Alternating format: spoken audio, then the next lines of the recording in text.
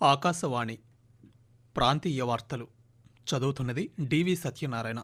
ముఖ్యాంశాలు: పేదరిక నిర్మూలనే లక్ష్యంగా చేపట్టిన P4 కార్యక్రమాన్ని మరింత విస్తృతం చేయనున్నామని ముఖ్యమంత్రి నారా చంద్రబాబు నాయుడు తెలిపారు. భోగాపురం విమానాశ్రయం పనులు 71% పూర్తయ్యాయని కేంద్ర మంత్రి కె రామ్మోహన్ నాయుడు వెల్లడించారు. అరకు ప్రాంతాన్ని హోమ్ టూరిజం పేరిట అభివృద్ధి చేస్తామని ఉప ముఖ్యమంత్రి కె పవన్ కళ్యాణ్ తెలిపారు. రాష్ట్రాన్ని ఆరోగ్యాంధ్రప్రదేశ్గా మార్చడమే ప్రభుత్వ లక్ష్యమని మంత్రి సత్యకుమార్ యాదవ్ వెల్లడించారు. సింహాచలం శ్రీ వరాహలక్ష్మీ నరసింహస్వామివారి వార్షిక కళ్యాణోత్సవం మరికొద్దిసేపట్లో ప్రారంభం కానుంది. వార్తల వివరాలు: పేదరిక నిర్మూలనే లక్ష్యంగా ఆంధ్రప్రదేశ్ ప్రభుత్వం ప్రతిష్టాత్మకంగా చేపట్టిన P4 కార్యక్రమాన్ని విస్తృతం చేసేందుకు పటిష్టమైన వ్యవస్థను ఏర్పాటు చేయాలని ముఖ్యమంత్రి నారా చంద్రబాబు నాయుడు నిర్ణయించారు. ముఖ్యమంత్రి చైర్మన్గా రాష్ట్ర స్థాయి సొసైటీ ఏర్పాటుకు ఈరోజు ఆయన నిర్ణయం తీసుకున్నారు. P4 కార్యక్రమం పురోగతిపై ముఖ్యమంత్రి ఈరోజు అమరావతిలోని సచివాలయంలో సమీక్ష నిర్వహించారు. ఈ సందర్భంగా మంత్రులు, జిల్లాల కలెక్టర్లు, శాసనసభ్యులు మార్గదర్శులను గుర్తించి బంగారు కుటుంబాలను దత్తత తీసుకునేలా కృషి చేయాలన్నారు. ఆగస్టు 15 నాటికి 5 లక్షల బంగారు కుటుంబాలను దత్తత తీసుకునేలా కార్యాచరణ రూపొందించాలని సూచించారు. దేశంలో అత్యంత అధునాతన విమానాశ్రయాల్లో భోగాపురం గ్రీన్ఫీల్డ్ విమానాశ్రయం ఒకటని పౌర విమానయాన శాఖ మంత్రి కింజరపు రామ్మోహన్ నాయుడు అన్నారు. ఈరోజు భోగాపురం విమానాశ్రయాన్ని సందర్శించిన కేంద్ర మంత్రి విమానాశ్రయ పనుల్లో పురోగతిపై GMR సంస్థ ప్రతినిధులతో సమీక్షించారు. అనంతరం మాట్లాడుతూ భవిష్యత్ అవసరాలను దృష్టిలో ఉంచుకొని అన్ని రకాల సదుపాయాలతో ఈ విమానాశ్రయాన్ని నిర్మిస్తున్నామని చెప్పారు. విమానాశ్రయం పనులు 71% పూర్తయ్యాయని తెలిపారు.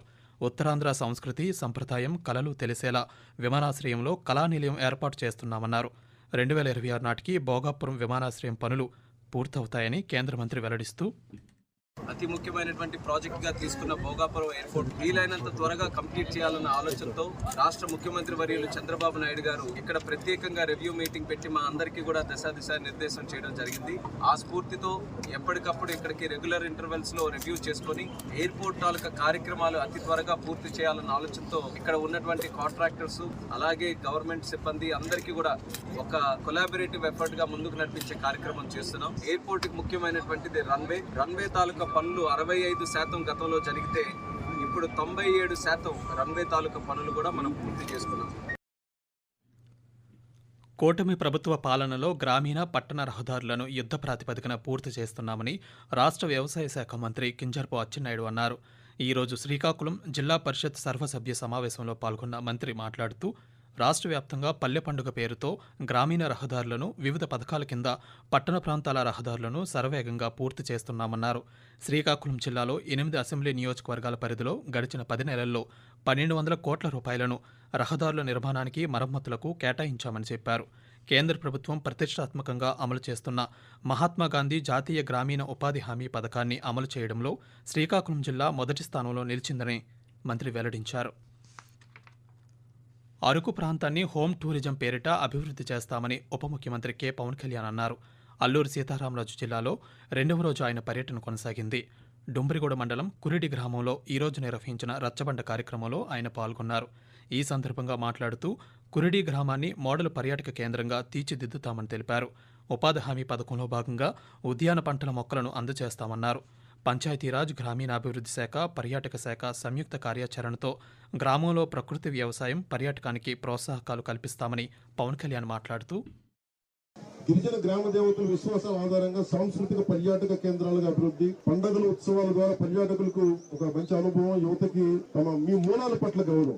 మీరు ఎక్కడికి వెళ్ళినా నాకు ఎంత అద్భుతంగా అనిపిస్తుంటే మీరు పసుపుతో స్వాగతం పలుకుతారు. అది గిరిజన సాంప్రదాయం, గిరిజన తాలూకు సంస్కృతి. ప్రకృతిని పరిరక్షించే నిర్మాణాలు ఉండాలి. వన్య ప్రాంతాల మధ్య నిర్మాణాలు ఈ ప్రభావాన్ని మరింత తీవ్రతరం చేస్తాయి. అరకు వంటి సహజ సౌందర్యాన్ని కలిగిన ప్రదేశాలు అభివృద్ధి చేస్తూ ప్రకృతిని కాపాడాలంటే ఈ ల్యాండ్ యూస్ మ్యాపింగ్ ని ఒకసారి కలెక్ట్ గా దృష్టికి తీసుకొస్తున్నా. ఇప్పుడు మనకున్న కురుడి గ్రామం అందం పోకుండా ఆదాయ మార్గాలు రావాలి, జీవనోపాధి పెరగాలి. అనంతరం ఎకో టూరిజం అభివృద్ధిలో భాగంగా అరకులోయ సుంకరమెట్ట కాఫీ ఎస్టేట్స్లో ఏర్పాటు చేసిన చెక్క వంతెనను ఉప ముఖ్యమంత్రి ప్రారంభించారు. ఆకాశవాణి ప్రాంతీయ వార్తలు వింటున్నారు. రాష్ట్రాన్ని ఆరోగ్యాంధ్రప్రదేశ్గా మార్చడమే ప్రభుత్వ లక్ష్యమని వైద్య ఆరోగ్య శాఖ మంత్రి సత్యకుమార్ యాదవ్ తెలిపారు. ఈరోజు అనంతపురంలోని ప్రభుత్వ సర్వజన ఆసుపత్రిలో అనంత మదర్స్ మిల్క్ బ్యాంక్ ఆర్ఓ ప్లాంటును మంత్రి స్థానిక పార్లమెంట్ సభ్యులు అంబికా లక్ష్మీనారాయణతో కలిసి ప్రారంభించారు. ఈ సందర్భంగా మాట్లాడుతూ రాష్ట్రంలో ప్రజలందరికీ ప్రభుత్వ ఆసుపత్రులలో కార్పొరేట్ వైద్యం అందేలా చర్యలు తీసుకుంటున్నామన్నారు. ప్రజా ఆరోగ్యానికి అధిక ప్రాధాన్యతనిస్తున్నామని మంత్రి సత్యకుమార్ యాదవ్ పేర్కొంటూ ప్రజలకి సురక్షితమైన నీరు అందించడం ద్వారా వారికి మంచి ఆరోగ్యాన్ని ఇవ్వడానికి కూడా అవకాశం ఉంది. తర్వాత చాలా ప్రాధాన్యత కలిగిన తల్లిపాల బ్యాంక్ ని ప్రారంభించడం తిరుపతి తర్వాత మొట్టమొదటి అనంతపురంలో ప్రారంభిస్తున్నందుకు అభినందనీయం. తల్లిపాలు బిడ్డకి ఎంత ముఖ్యమైనవి అనేది కానీ ప్రజల్లో తీసుకెళ్లాల్సిన అవసరం. తద్వారా బిడ్డకి జరిగే లాభం ఏంటి, తల్లికి జరిగే లాభం ఏంటి, ఏ రకంగా తల్లి బాల్య వయసులోనే తల్లిపాలు తాగితే అనారోగ్యం బారిన పడకుండా ఉంటారు. దాని గురించి బ్యాంకు తీసుకోవడం, కలెక్షన్ వాళ్ళలో అవగాహన కలిగించడం తల్లుల్లో చేపట్టిన ఈ కార్యక్రమానికి నిజంగా అభినందనీయం. వైద్య సేవలు కూడా విస్తృతపరిచే ప్రయత్నం చేస్తున్నాం. ప్రభుత్వ ఆసుపత్రుల పట్ల ప్రజల్లో విశ్వాసం నింపుదాం. విశాఖపట్నంలోని ప్రముఖ పుణ్యక్షేత్రంగా విరాజిల్లుతున్న సింహాచలం శ్రీ వరాహ లక్ష్మీ నరసింహస్వామివారి వార్షిక కళ్యాణం మరికొద్దిసేపట్లో జరగనుంది. సింహగిరిపై స్వామివారి వార్షిక కళ్యాణం ఉత్తర రాజగోపురానికి ఎదురుగా ఉన్న కళ్యాణ మండపంలో ఏర్పాటు చేసిన వేదిక మీద పాంచరాత్ర ఆగమ శాస్త్ర ప్రకారం వైదికులు శాస్త్రోక్తంగా నిర్వహించనున్నారని ఆలయ కార్యనిర్వహణాధికారి కె సుబ్బారావు తెలిపారు. అంతకుముందు కొట్నాల ఉత్సవం ద్వారా వీధుల్లో రథోత్సవాన్ని నిర్వహిస్తారని చెప్పారు. స్వామివారి కళ్యాణ మహోత్సవం భక్తులు వీక్షించేందుకు వివిధ ప్రదేశాల్లో ఎల్ఈడీ స్క్రీన్లను ఏర్పాటు చేశామని ఆలయ కార్యనిర్వహణాధికారి తెలియజేశారు. పోషణ్ పక్వాడా 7వ సంచికలో భాగంగా దేశవ్యాప్తంగా ఈ రోజు నుంచి 15 రోజుల పాటు పోషణ పక్షోత్సవాలను ప్రభుత్వం నిర్వహిస్తోంది. మహిళలు, చిన్నారుల్లో పోషకాహార లోపాన్ని నివారించి ఆరోగ్య భారత్ సాధన కోసం పోషణ్ పక్వాడా కార్యక్రమాన్ని కేంద్ర మహిళా శిశు అభివృద్ధి మంత్రిత్వ శాఖ ప్రతిష్టాత్మకంగా చేపడుతోంది. ఈ నెల 22 వరకు జరగనున్న ఈ పక్షోత్సవాల్లో పోషకాహార లోపాన్ని ఎదుర్కోవడంతో పాటు ఊబకాయం, శిశు ఆరోగ్యం వంటి అంశాలపై అవగాహన కల్పించనున్నారు. హంద్రీనీవా ప్రాజెక్టుపై ప్రభుత్వం ప్రత్యేక దృష్టి సారించిందని రాష్ట్ర జలవనరుల శాఖ మంత్రి నిమ్మల రామానాయుడు అన్నారు. కర్నూలు జిల్లా పత్తికొండ నియోజకవర్గంలో హంద్రీనేవా ప్రధాన కాలువ పనులను మంత్రి ఈరోజు పరిశీలించారు. ఈ సందర్భంగా మాట్లాడుతూ ఈ ప్రాజెక్టు పనులు శరవేగంగా కొనసాగుతున్నాయన్నారు. 2025 జూన్ నాటికి 3,850 క్యూసెక్కుల సామర్థ్యం నీరు ఉండేలా పనులు పూర్తి చేయాలనే లక్ష్యంతో పనిచేస్తున్నామన్నారు.